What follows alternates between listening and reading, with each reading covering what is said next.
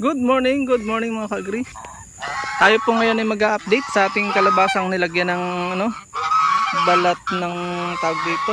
Ito. Yan ang maganda sa yan, taba na oh. Kailan lang po yan eh. Yan oh. Ang taba na.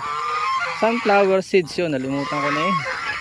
Ito tinuro nung katrabaho ko, hindi pa nakapanood. Hindi ko na alam kung kailan ko na schedule na upload yung video, pero nagkarambol-rambol na yata, update mo daw na.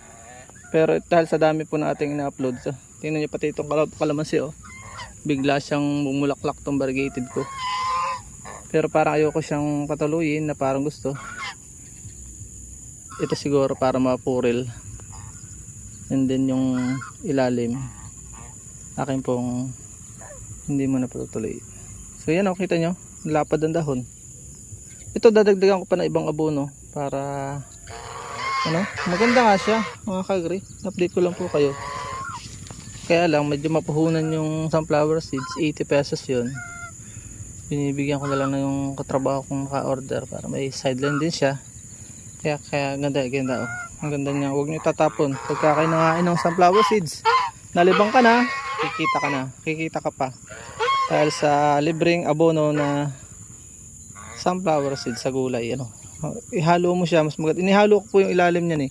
Tapos ito, toppings na lang, tapos lalagyan ko ulit ng panibagong abono dahil nakita ko yung performance niya ay napakaganda. So kung kayo pinagpagala sa video ito, ano pang hinihintay nyo, i-share nyo na para sa ating mga kababayan para mas marami ang matuto at sama-sama po tayong umasenso. Paalam and God bless.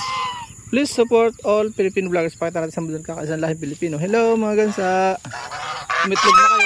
Hello. At dyan po nagtatapos ang munti natin vlog. Kung kayo pinapagpala at mahilig kayo sa ganitong klase mga upload, please consider subscribing and hitting the bell icon so that you'll get notification sa mga upcoming namin videos. Magkita-kits po tayo sa susunod natin mga vlog. Paalam and God bless. Bye bye po muna.